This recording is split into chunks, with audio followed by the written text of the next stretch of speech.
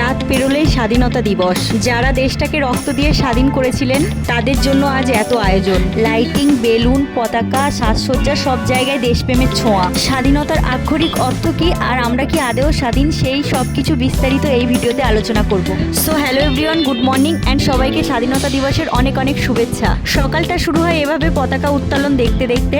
আজ আমি তোফাকে এই ড্রেসটা পরাবো। এই ড্রেসটা কেনার ভ্লগও আমি আপনাদের সঙ্গে শেয়ার করেছিলাম।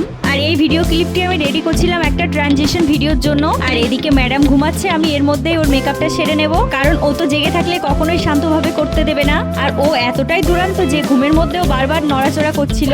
আসলে আমার ওর মুখে লাগানোর জন্য স্টিকার কেনা হয়নি, তাই আমি বাড়িতেই 12 ফোঁটা দিয়ে ওর মুখে এরকম পতাকার মতো স্টিকার বানিয়ে দিলাম। এর কিছুক্ষণ পরেই তোফা ঘুম থেকে উঠে পড়ে। এরপর আমি ওকে রেডি করতে বসে গেলাম।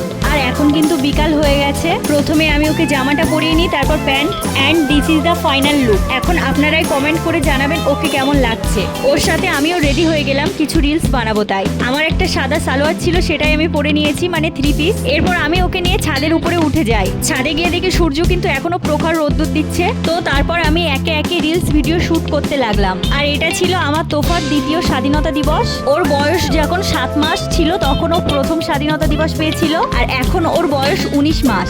আসলে স্বাধীনতা দিবসের মজাটা আমরা স্কুল লাইফে অনেক পেয়েছি, সেই দিনগুলোকে খুব মিস করি।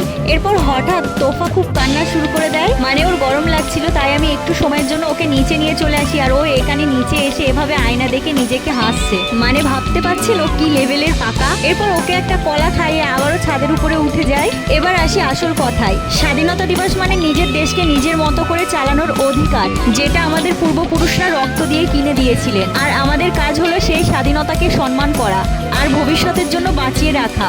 আজ 80 বছর হলো দেশ স্বাধীন হয়েছে, কিন্তু মাঝে মাঝে মনে প্রশ্ন জাগে, আমরা কি সত্যি স্বাধীন? খবরে যখন দেখি দুধের শিশু থেকে শুরু করে বয়স্ক বৃদ্ধা মহিলা কেউই নিরাপদ না, যখন দেখি মেয়েরা রাস্তায় বেরোতে ভয় পায়, তখন মনে হয় আসল স্বাধীনতা তো তখনই আসবে যেদিন আমার মেয়ে নির্ভয়ে বড় হতে পারবে, যেদিন প্রতিটা মেয়ে নিজের স্বপ্ন নিয়ে স্বাধীনভাবে বাঁচতে পারবে। কারণ একজন মা যদি স্বাধীন হয় তবে গোটা দেশটা সত্যিকারের স্বাধীন হবে। আমরা সেই ভারতটাই চাই যেখানে পতাকা শুধু ওড়ে না, মেয়েরাও মাথা উঁচু করে বাঁচে। জয় হিন্দ। এরপর সন্ধ্যা প্রায় কাছাকাছি চলে এসেছে, আর আমি তোফাকে নিয়ে নিচে চলে এসেছি। আর এদিকে আমাদের চোখ মুখের অবস্থা খারাপ হয়ে গেছে। এখন আমরা ফ্রেশ হয়ে নেব। আর এই যে ম্যাডাম এখানে হাতের ব্যান্ডটা খুলে নিয়ে খেলছে। এই যে আমরা দুজন ড্রেস চেঞ্জ করে নিয়েছি, এবার আমাদের মেকআপ রিমুভ করার টাইম। আর আমার বলা আসল স্বাধীনতার অর্থ সম্পর্কে আপনি যদি সহমত হন তাহলে অবশ্যই কমেন্টে ইয়েস লিখবেন, আর সহমত না হলে নো লিখবেন। আমি আপনাদের সম্পূর্ণ বাক স্বাধীনতা দিলাম।